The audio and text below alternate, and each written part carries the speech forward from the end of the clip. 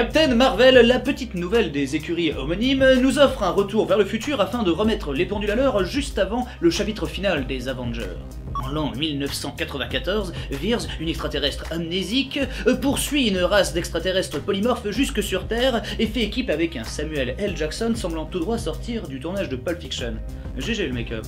Avec son univers très 90s et l'introduction de méchants originaux, Captain Marvel est un film intrigant de bout en bout. Avec bien sûr la carotte d'en apprendre enfin plus sur le récit plus global de cette saga Marvel. Et on notera cette fois l'intelligent cameo de Stan Lee, ici pour la première fois je pense dans son propre rôle. Et ouais, on le voit répéter pour un film qui est tourné cette année-là qui est bien réel lui, Les Glandeurs.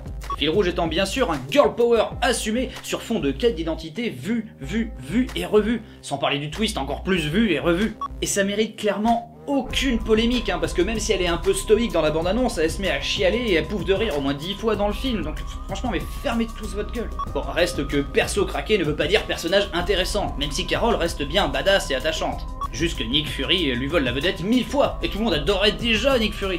Après Marvel et les clichés, c'est pas nouveau. Et on a eu notre lot de films au scénario mondain sur le papier, mais quand même traités avec un certain panache, une certaine vision. Je pense aux Gardiens, Ragnarok, Civil War, Infinity, même Ant-Man. Pourtant les 90s, c'est toute mon enfance et j'avais vachement envie de voir la race des Skrulls au cinéma. Mais là, la réal est en pilote automatique, mais d'une force, je pense que c'est une IA qui a fait le montage à ce niveau. Non, parce que la voix d'un GPS a plus d'âme, bordel. Il y a des dialogues, on dirait Buffy saison 1. Bref, une sorte de direct to DVD de luxe, Captain Marvel ne se transcendra jamais pour être autre chose qu'un épisode filler en attendant Endgame. Et c'est franchement dommage, même si le film bat déjà moult records et c'est très bien, je vous parie que lors de vos soirées marathon Marvel, ce sera le premier film que vous allez skipper. Non mais rassurez-vous, je suis méchant, mais on est largement pas au niveau de Hulk avec Edward Norton. Vous vous souvenez du Hulk avec Edward Norton? Non mais si, il est canon, il y a Tony Stark à la fin.